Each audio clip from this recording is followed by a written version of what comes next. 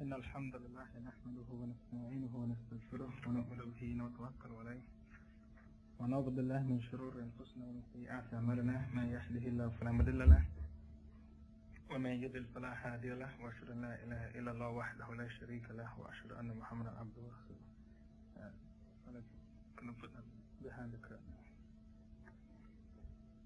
Amma ba'd, believing brothers and sisters in Islam, Assalamu alaikum wa rahmatullahi wa barakatuh.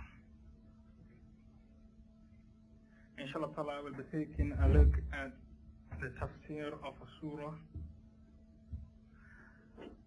surah in which the Prophet sallallahu alaihi wasallam said, I wish every person of my ummah memorized this surah.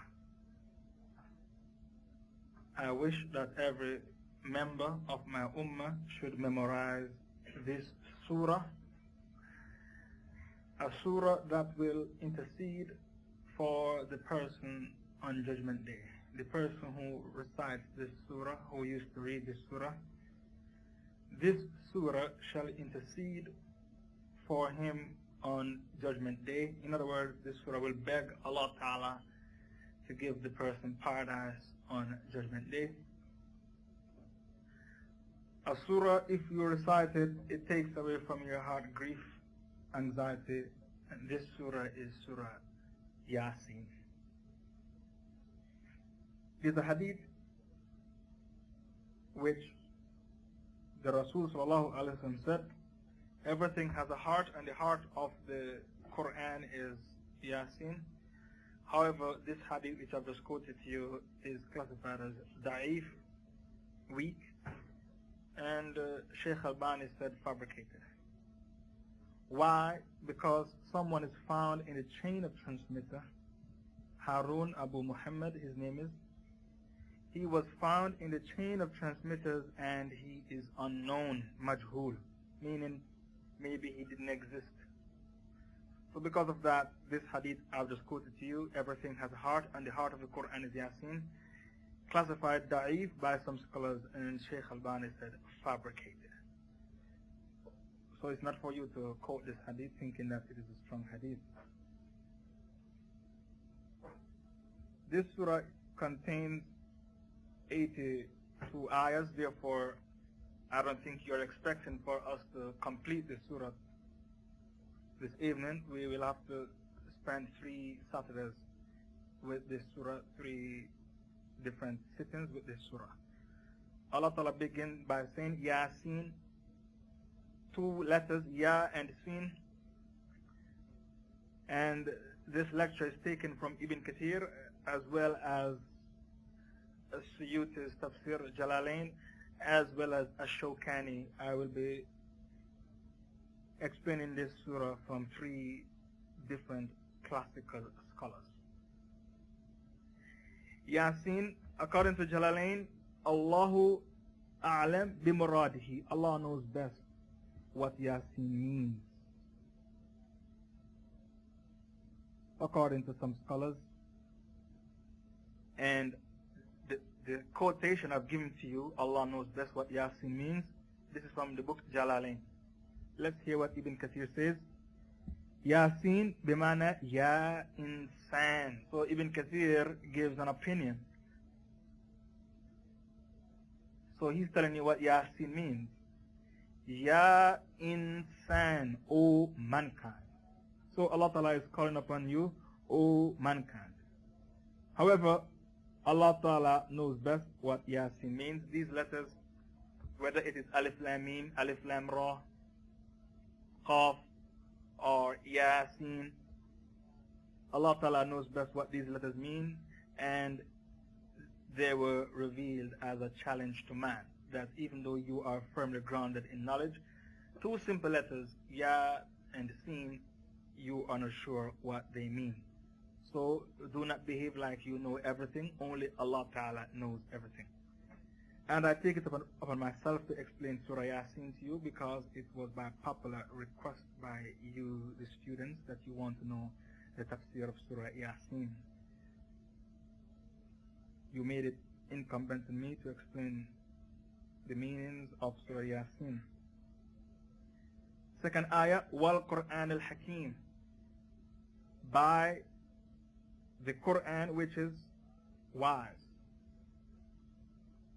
Anytime Allah Ta'ala reveals in the Quran letters, Alif, Lam, Mim, you'll always find that the following ayah, Allah is praising His book. So when you read Surah Baqarah, you'll find Alif, Lam, Mim, ذَلِكَ الْكِتَابِ لَا رَيْبَ فِيهِ. In this book, this is a book in which there is absolutely no doubt. So Allah Ta'ala, anytime He mentions letters,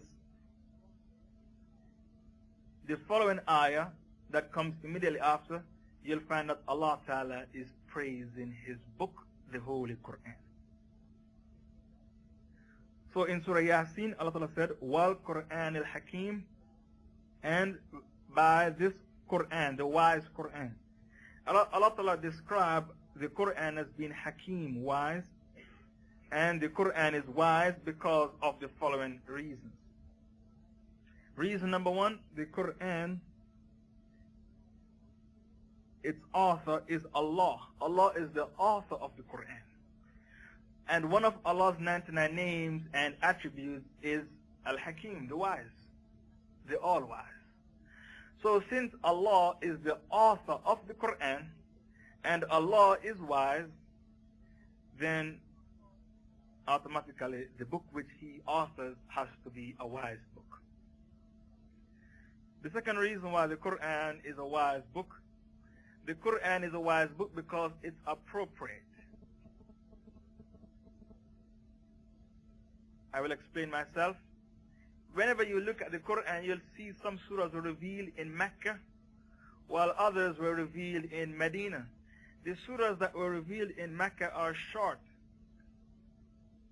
and they concentrate on Tawheed because in Mecca the society was not an Islamic state, it was a Kafir society. Therefore Allah revealed surahs in Mecca inviting the Kafirs to Tawheed. So the Meccan surahs are short, while the surahs that were revealed in Medina are long. Surahs like Surah Baqarah, Ali Imran, and Nisa, Surah Nisa, Al-Ma'idah. And these surahs teach you what to do whenever someone passed away, how you should distribute his wealth. If a person should drink alcohol, commit zina. If a person should commit zina, what you are supposed to do, how you are supposed to get married, and when there is a problem in the marriage, what you are supposed to do, how you are supposed to pay zakat, laws concerning fasting and hajj. In other words, the surahs of Medina teach you how to organize yourself as a Muslim and how to organize yourself as an Islamic state. So since there was an Islamic state in Medina, Allah Ta'ala reveals surahs and ayahs in Medina which were appropriate to the immediate condition. So the Quran is a wise book because it's appropriate. The third reason why the Quran is a wise book, it has absolutely no mistakes, no discrepancies, no errors. So Allah Ta'ala said, أَفَلَا يَتَدَبَّرُونَ الْقُرْآنَ وَلَوْ كَانَ مِنْ عِنْدِ غَيْرِ اللَّهِ لَوَجَدُوا فِيهِ اخْتِلَافًا كَثِيرًا. Will you not contemplate on the Quran? Had it been from a source other than Allah, you would have found in it many discrepancies, many contradictions, many far-fetchedness. So because Allah is the author of the Quran, it has absolutely no mistakes, no discrepancies, no contradictions. So these are the reasons why the Holy Quran is a wise book. Innaka lamin al-mursaleen, verily you Muhammad, you are of those who were sent. Therefore you are not a prophet which is fake, you are not a false prophet, you were sent, and you were sent by me, Allah, and no one else. Ala sirat al-mustaqim, and you were sent and you were given the sirat al-mustaqim. You are on the straight path. a person is on the straight path, the Suratul Mustaqim, if three conditions are met. His manhaj is accurate. Manhaj means your methodology. It is pronounced manhaj as well as minhaj. Both pronunciations are acceptable. The way you go about doing things, the way you go about giving dawah. If your manhaj is accurate, you are one step in the right direction. But that's not sufficient. Secondly, your aqidah is accurate. Aqidah means your beliefs. So if your aqidah is